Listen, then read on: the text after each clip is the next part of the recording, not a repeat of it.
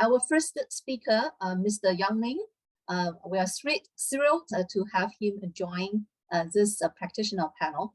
Mr. Lim is a director for the Digital Design and Development team at the Government Digital Service Division in GovTech.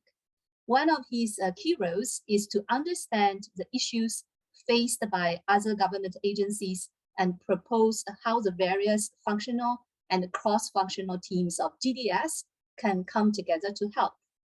Eyung enjoys the process of emphasizing with users and ideating with stakeholders to create digital services that impact and add value to the society, bringing together the expertise of various IT and engineering professionals to benefit the lives of citizens is what he finds most satisfying about his job. So welcome, Eyung, for joining us. And now the floor is yours. Hey, thank you so much, Wei. First of all, I must say it's a very proud and humble moment to be here. First time I'm in connect with this community, and I can't wait to have more interaction with here. Maybe allow me to just quickly share my slides, if you don't mind.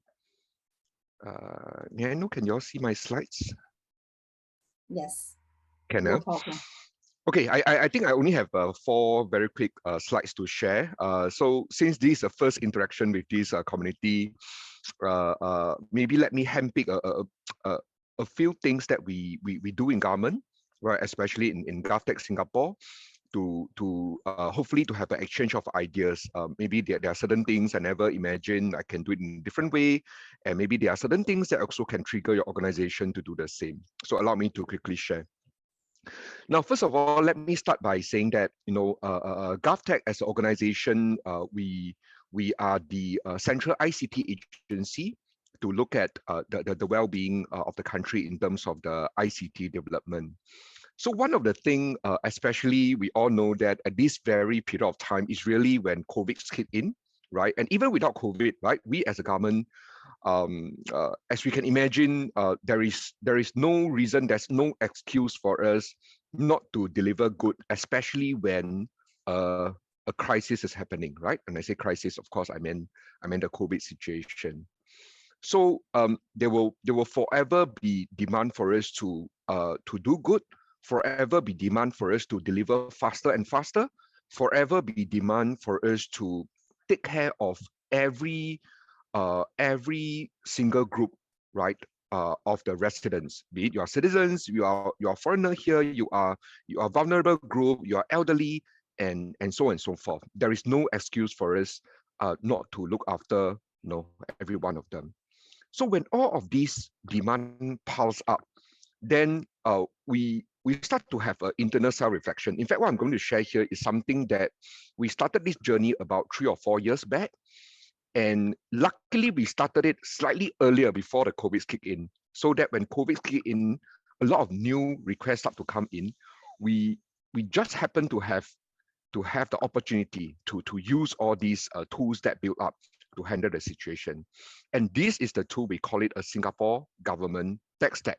So just as a title, you can see here, is really about how can we build less, right? Of course, not the first instance, but along the way, build less, and we are able to deliver more good. Now, I just want to reinforce by saying that being a government agency is also not just about deliver fast and good. There is also a lot of other consideration like, you know, agility, productivity, quality, even compliance, even user experience, right? In any case, even when we are delivering fast and faster, there is no excuse for us. If let's say the quality of the work is subpar, and then we leak out citizens' data and so on and so forth.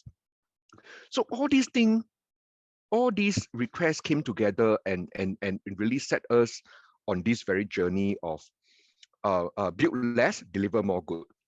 And the first thing in our mind is really about, when you look across the whole of government, because we have the visibility on what the different government agencies are doing. Of course, all the different government agencies, they have one thing in common, which is to serve the people, right? So to serve the people, when they come up with more and more digital tools, and GovTech is a digital organization, right? We found that while they are very seemingly different effort within the government, but like it or not, a lot of them, actually there is a way for us to bootstrap it, extract it out, and build it as a common tech stack. And here we are. On the left side of the screen, regardless of which of the agency we're talking about, it can be the education sector, it can be the social sector, it can be the even Ministry of Finance, right? It can even be the PSA, right? Even the transport organizations. All of them, when they need to start a development, they will have to rely on certain, we call it a base layer. So here, when I list down like APEX, ships and hats, APEX is the API gateway. Ship and hats are basically the CI/CD, continuous integration and development environment. So basically what we are telling all the different agencies is that, yes, we know you all want to do good for the people here, but then here at the central government, we provide you with this platform. Once you onboard on the platform, the security is taken care of.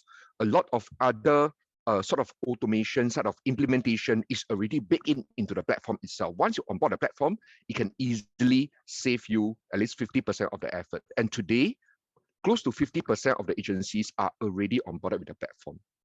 Now come to the second pillar. When you talk about booking, right? You'll be surprised that it could be this morning, I'm talking to the MSF, the Social and Family Agency in Singapore. They talk about, yeah, we maybe need to book a marriage counselor, or we need to book, let's say, even a solemnizer. It can be a very happy thing, book a solemnizer. Then in the afternoon, I could be talking to the education sector. It says that, yeah, I have some counselor, I need to let people book for it. Then maybe in the evening, I'm talking to the Integrated Public Service Center. They say that, you know, a lot of the elderly, they can't even really travel all the way from West Coast to the IPSC center in our Tampines hub. So can we have a booking system for them to use? After that, they can just go through Zoom for the government counselor, social counselor to talk to him or her. So then we bootstrap something we call it a booking SG. It's basically a booking system that the agencies or the domain owner just need to use the booking system and customize a little bit. And then immediately within, maybe you can cut short the development period from half a year to within 1 month. The agency can already start using this as a booking system. Percy is something is really a new baby in this group, which is really about when government start to think about, like, you know, we talk about government need to build a personal relationship with the people, with the beneficiary, right? We need to push you with the right scheme, with the right information. That is what you needed. So when more and more different ministries start to embark on this journey, it started off as something very abstract, right? If we want to have a tech stack that can help the different organizations to be more personalized when they interact with the different users, groups, citizens, residents in this country, what will be the tech stack look like? So this is the tech stack talk about that. Now, GovTech, I will talk a little bit into a bit more deeper because it aligns very much with today's theme, which is really about government, but we also need to do good to the citizens, right? We have gone past a stage of, there are so many of, in general, I just call it a case management need in the social service sector, right? Sometimes it's about we need to make sure that the elderly will be willing to go and go forward for the vaccination. Sometimes it's simply about because there are 100,000 vulnerable seniors staying alone in this country. So how can we better address to their need? How can we provide them an assisted living kind of environment?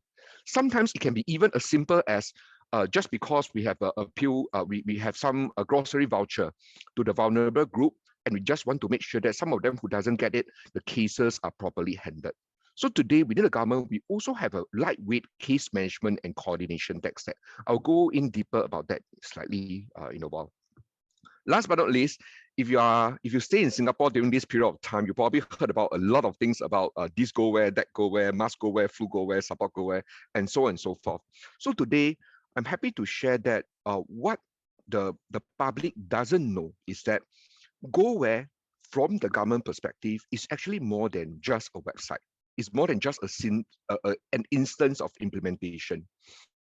it is to us, we call it a distribution ops stack.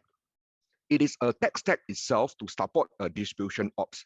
From what the citizen can see about, there is a front end for people to key in the postal code, and then you can quickly go to where to collect the mask and sanitizer and so on and so forth, all the way to the back end. From the public officer point of view, they can just use a very easy to use form. They just enter a few collection point information by pressing one button. A poster will be generated, and that is exactly the poster. If some of you stay in HDB, you will know that those are the poster actually down there in the void deck. And the poster format is exactly compatible with the digital bulletin board. So actually, our colleagues from the TA can just load the poster there, right? So it is today. And the same initiative has been reused in 15 different COVID and whole government initiatives, right? Even in the election period, this system was also used by the citizen to query in terms of the queue time, so that they do need to go down to a polling center when there is a huge crowd around that area. Now, with that, you might be thinking that, hey, yeah, so much I hear about the tech stack, but how can it be more closely related to what we want to talk about? We want to talk about the vulnerable group. We want to talk about bringing inclusivity to the people, and so on and so forth. Actually, I must say that it is super, super relevant. Now, first of all, I think while it is not directly into for good kind of theme, but it is always the starting point for a lot of the modern project, which is really about data, right? So I'm not sure whether you're aware, in Singapore context, all the government agencies added up together, there are more than 3,000 plus digital touchpoints, big and small. But for all of these 3,000 plus touch points, at the back, there is only one analytics platform, right? And this is the analytics platform that we developed once at the central government. For any of the agencies out there, when you roll out a digital service for whatever the purpose, the agency or the website just need to add 2 lines of JavaScript code onto the website itself.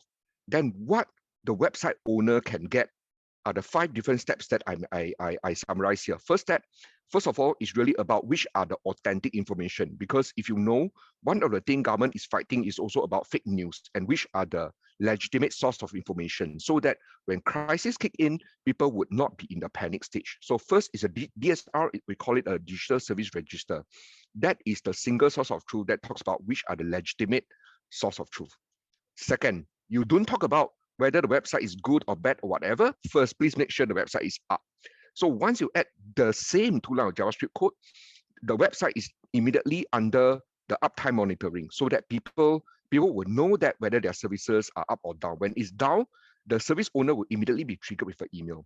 Thirdly, without even the user come and complain about certain thing doesn't work or whatever, we have already automated the process such that there is a WOGA inspect. So what the WOGA inspect did is that monthly they're going to automatically scan for a lot of the important parameter. The parameter can range from those very basic things like, for example, your performance, website performance, your SEO score, even to some of the more inclusivity related stuff, which I'm going to go through later. Point number 4, generate analytics. And point number 5, when government operate, we cannot fly a plane, but without certain guide, right? Now things move so fast. Just imagine we are building some things even when the plane is flying in the air. We are building the wing even when the plane is flying in the air, but guided by what? One of the important parameters is really about citizen sentiment. So we have a sentiment build. Now you go to any government website, there is a smiley face at the bottom corner of the screen. Now, I'm proudly say that with the same 2 lines of JavaScript code, agency just need to turn on their dashboard. Immediately, the citizen feedback will be collected through the smiley face straight to the agency themselves.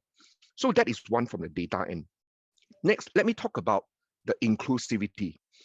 When we collected the sentiment from the people throughout the years, one of the very common asks in this country, actually I must admit that is to my surprise.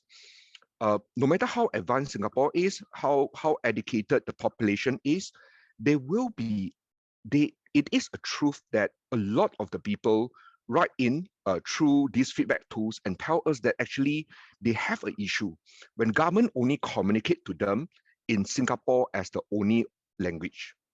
In fact, they want to be reached out in more different languages. They want especially important information to be translated into a different languages. So with that, we actually have a tech stack called ClockTaskSG, and we collaborate with MCI. There is a movement called SG Translate Together. So basically, we recruit a lot of volunteers in the frame of a crowd tasking. We get teachers, we get translators to come in, volunteer, right, to help to translate the government information to 4 different languages. So how it works is that there are 2 runs. First run, we will pass by some AI tool, and then second run, we will get this translator to help to translate them to make sure that things are okay. And the top right corner is also another interesting experiment but today is working in the tech stack as well, which is really about ethnic keyboard or writing pad. You know that in the Singapore IC for Singaporean citizens PR, there is a field ask people to fill in the ethnic name. But do you also know that more and more, based on our user research, we observe a trend that for the younger group, they don't come pre-installed on their devices an ethnic keyboard. So some of them, they tend not to key in that field of information. And after some time, if this continues, right, we are going to suffer a loss in terms of the cultural and from the ethnic kind of carry on the kind of tradition. So what we did is that we also have in our tech stack, which is the ethnic keyboard. For the minority, you do not need to install anything on your computer. It is basically a soft keyboard. You just have to press, just imagine any form. For example, you go to ICA, you try to renew your passport, renew your IC, you just click on that button. Immediately, there will be this keypad coming out. And then you're able to just directly click on this keypad or without installing anything, and you're able to enter in your ethnic language. Of course, I do want to highlight maybe, sorry, I don't know why. Okay, maybe on the bottom right corner, which is really something I want to go slightly deeper, which is really about accessibility. More and more, we have this awareness of we cannot just take care of the mainstream. We also need to take care of the minorities' need, those who are visually impaired, those who have issue using or they need to rely on the hearing to read out what the screen says. So I'm happy to share that in the government context, for all the 3,000 plus touch point, every month there is an automation built up that all these websites and will be automatically scanned for accessibility. Whether the contrast is too weak, whether you do not put the alt text, for example, all those things will be automatically evaluated, right, by IT means, and then a report will be sent to the digital service owner. And in fact, if any of the agencies, the accessibility score for the digital service they are taking caring, the accessibility score is too low, then in fact, it will be flagged out to the agency administrator. So these are just some of the, I just go into some example. In fact, my main point has been delivered, just two more slides here. So this is what I meant by when I have a GovTech as a lightweight case management system, and I'm able to customize them based on the different needs. So it is a lightweight tech stack, but depending on, for example, if now, basically this is also the tech stack that is today running in 53 rental flats. When the elderly are staying alone, basically we work with our SIoT, the sensor and IoT colleague. There is a button inside the unit, and when they press the button, right, my team will provide a case management system, and during the daytime, the alert, basically the button itself is also a two-way comms device. So during the daytime, the senior activity center will be able to go to the upstairs and provide the kind of care and help to those seniors staying alone. But after the office hour, when the SAC are closed, there will be a unit called the care line, which takes over this job and doing the triaging. And they will be the unit that helps to trigger the SCDF to send the ambulance down as and when needed. So far, this has been pilot island-wide over 53 blocks in Singapore. And there are now plans to really scale up to the whole of Singapore. And this is based on this particular tech stack.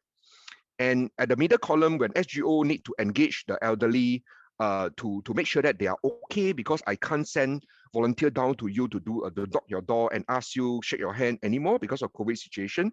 Then we also deploy this tech stack very quickly within 2 weeks time, right? We set up a tool to help the silver generation office to transform the op into tele ops to serve the seniors during the COVID situation. My last bit is really is one tech stack, but then they are all together 9 tracks that we are serving today, ranging from a COVID track, ranging from get the seniors to quickly go for vaccination, ranging from take care of the vulnerable group, ranging from handling the grocery voucher, and in the latest edition, which the team is very busy with, is really about how can we even help to facilitate things like the integrated public service center to bring all these appeal back to the government and help them to route across different government agencies and even meet the people session potentially. So I guess that's the last of my slides. I guess to summarize in one sentence, we figure out that we can no longer just rely on the usual way of doing things. Whenever we want to do good, we start something from silo, here and there. It wouldn't work. It wouldn't be able to fulfill our role as a public service. And we have then ventured into Singapore government tech stack approach, which is proven to be useful and help us to react fast with quality in many of the situation. That's all I want to share. Thank you so much for having me here.